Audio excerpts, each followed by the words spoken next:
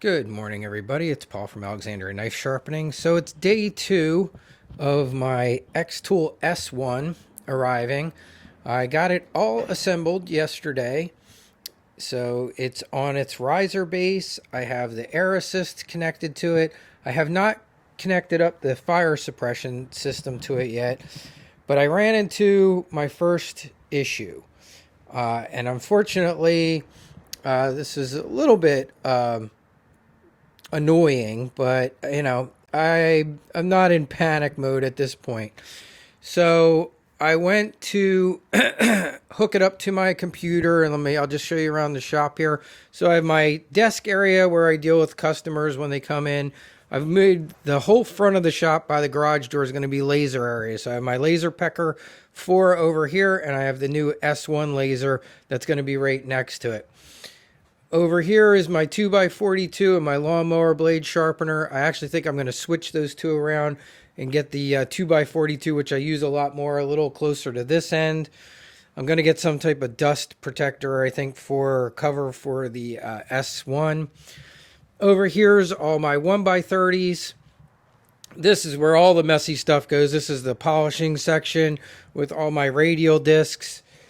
Over here are my two Tormek machines that are on slides on my toolbox, and I can kind of move them around, and I plug them into this hanging cord when I need to, and I can kind of move them wherever I need them to be or to get them in better light when I'm sharpening on my Tormex.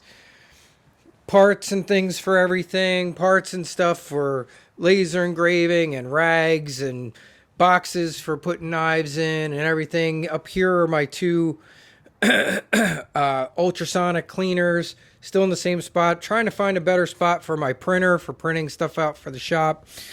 And that's kind of the whole setup for now. So back to the S1. So yesterday when I hooked it up, everything connected perfectly. Everything was working perfectly. The little bullseye lit up. The arms moved where they were supposed to. Went into the software and it said, there is an update available. I clicked the update, and for some reason, the update either failed, and now it won't connect to my Mac at all.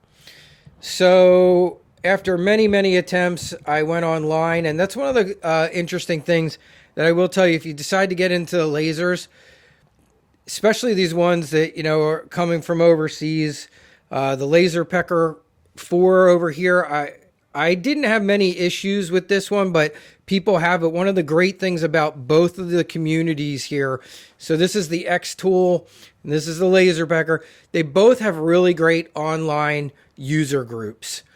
So I went on one of the user groups last night, wrote the problem I was having, and someone already sent me how to correct it. So I will show that. I'm actually going to film that later today.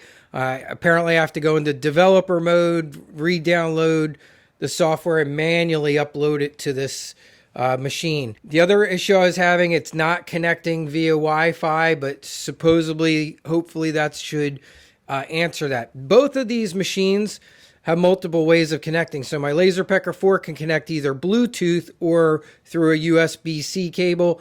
This same thing. This can connect via USB-C or Wi-Fi. It doesn't have Bluetooth. They use a Wi-Fi connection.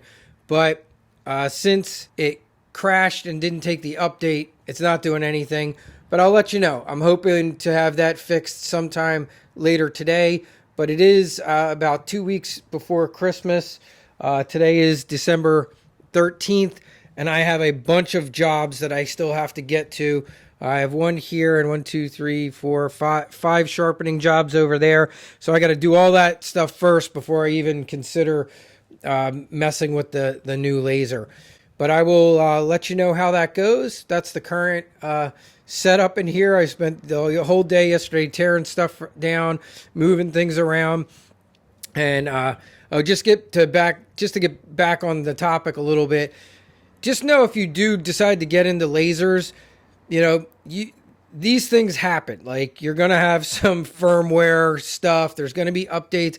When I first got my Laser Pecker 4, you know, it was doing some funky stuff, but I kind of knew that going in, especially that one, because I bought that as a Kickstarter project type thing. So I knew there were going to be glitches. This is also a brand new machine. So a lot of times when you're getting something that's brand new, there's some software stuff that they just have to work out with them. So just know that going in. I will tell you now, if you're getting a Laser Pecker 4 now, like things that I had to deal with where like at one point it was cutting off text, they've resolved that, and this thing has been running fantastic for me. So I got no issues right now with my Laser Pecker 4. And I feel pretty confident that I'll have this S1 probably running hopefully later today and be able to report back to you that that's doing great. The assembly of the riser base went very well. I filmed that, so I will post that. It comes shipped beautifully, packaged really well. I am surprised at how easily the top kind of will scratch. I've barely even touched this thing, and there's some marks in it already, and I have seen people mention that before. I wish they had put maybe a better type of protector on this. Even maybe a plastic film to go over this to just protect that from being scratched up might be a good idea. I'm definitely going to get some type of cover for this, because being that this is a knife sharpening shop and there's little metal fragments, some things scratch everything. I'm sure in a couple years that if I'm not careful, this top will look terrible and probably have a lot of scratches in it. So that's my only criticism so far. But other than that, things are going well. And I will hopefully have all the software issues straightened out today. It would have been awesome if it just plugged in and started working, but unfortunately mine crashed, and it looks like I'm going to have to do a little bit to get it online. All right, everyone, have a great day, and I will keep you updated and hopefully be able to show you some really cool S1 engraver videos very soon. And we will go from there. And I got everything for this. I got the fire suppression system, the air assist. I got the auto track system for doing really large items. It's got a feeder that will feed through this opening down here. So I'm really hoping that everything works out really well with this, because it was a pretty sizable investment for the shop.